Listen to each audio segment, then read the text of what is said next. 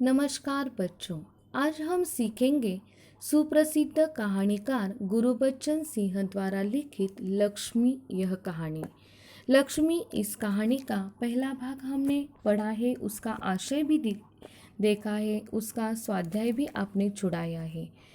तो पिछले भाग में हमने देखा कि करामत अली ने लक्ष्मी की जिम्मेदारी अपने ऊपर ले ली और वह उसे अच्छी तरह से अपने पास रखता भी है, लेकिन उसके दूध बंद होने के कारण अब उसकी उपयुक्तता खत्म हो गई।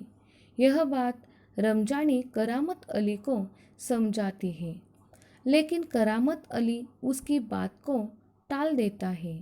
पर यह सवाल उसके सामने भी खड़ा हो जाता है। उसने कभी यह बात सोची नहीं थी कि उसे लक्ष्मी को खूंटे से बांधकर मुफ्त में खिलाना भी पड़ सकता है। अब देखिए आगे का भाग। उसके साथी नईम ने उसे परेशान देखा तो पूछा, करामत मियाँ क्या बात है, बड़े परेशान नजर आते हो, खैरियत तो है? ऐसी कोई विशेष बात नहीं है, कुछ तो होगा।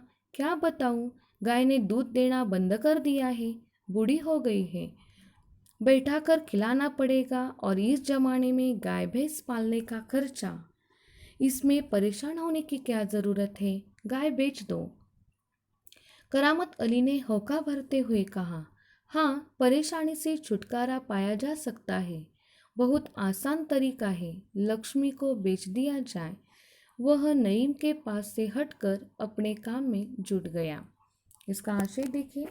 करामत अली के साथ कारखानों में काम करने वाला नईम उसको कुछ चिंता में देखकर करामत अली को उसके परेशानी का कारण पूछता है। करामत अली पहले बताने में हाँ ना करते करते करामत अली उसे अपनी परेशानी का कारण बता देता है। उसके कम आमदनी में घर का खर्चा और गाय के खाने पीने का इंतज़ाम उससे नहीं हो पाता, तो इस पर नईम उसे सलाह देता है कि तुम गाय को बेच दो। नईम ने दिया हुआ सुझाव उसे पहले तो ठीक लगता है और वह अपने काम में लग जाता है। अब देखिए आगे का भाग। करामत अली रात का गया सवेरे कारखाने से घर लौटा। रात की ड्यूटी से घर लौटने पर ही वह लक्ष्मी को ढूंढता था। घर में घुसते ही उसने रमजानी से पूछा, क्या लक्ष्मी को अभी तक चारा नहीं दिया? रमजानी बोली, रहमान से कहा तो था, तुम दोनों की मर्जी होती तो गाय को अब तक चारा मिल चुका होता। अगर वह दूध नहीं दे रही है तो क्या उसे भूखा रखोगे? कहते हुए करामत कटा हुआ पुआल, खली और दर्रा आदि ले जाकर लक्ष्मी के लिए सानी तैयार करने लगा। लक्ष्मी उतावली सी तैयार हो रही सानी में मुंह मारने लगी। गाय को सानी देकर करामत अली उसकी पीठ देखने लगा। रोगन ने अच्छा काम किया था, दाग कुछ हल्के पड़ गए थे। 10-15 दिनों से यूं ही चल रहा था। एक दिन जब करामत अली ने पुआल लाने के लिए रमजानी से पैसे मांगे तो वह बोली, मैं कहाँ से पैसे दूँ? पहले तो दूध की बिक्री के पैसे मेरे पास जमा रहते थे, उनमें से दे देती थी, अब कहाँ से दूँ? लो, यह राशन के लिए कुछ पैसे रखे थे। कहते हुए रमजानी ने संदूक में से कुछ पैसे 20 का एक नोट निकाल कर उसे थमाते हुए कहा, इससे लक्ष्मी का राशन ले आओ। ठीक है, इससे लक्ष्मी के 2-4 दिन निकल जाएंगे।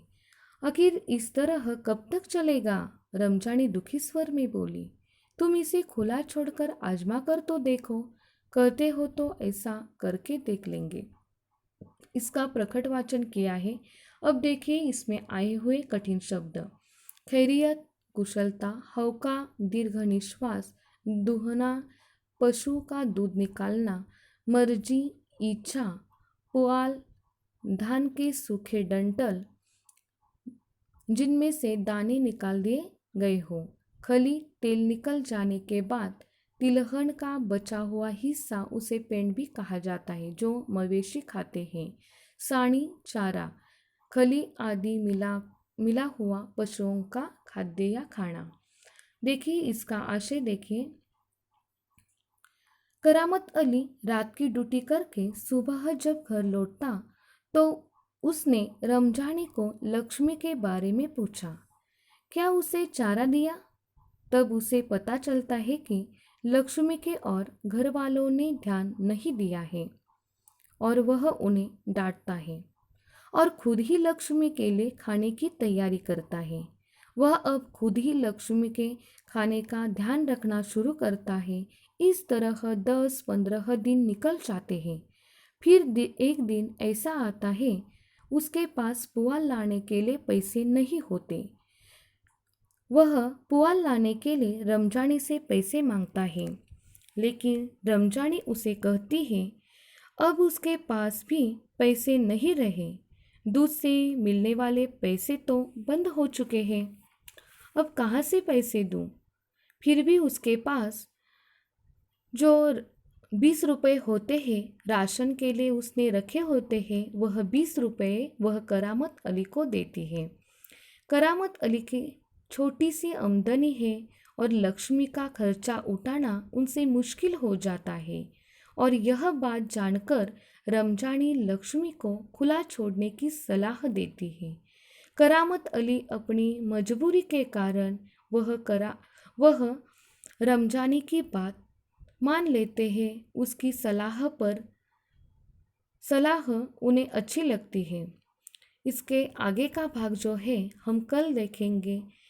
आज हमने देखा जो पाठ उस पर आधारित मैंने स्वाध्याय दिया है, वह स्वाध्याय आपको छुड़ाना है और आपके जो एडमिन है उनके नंबर पर सेंड करना है।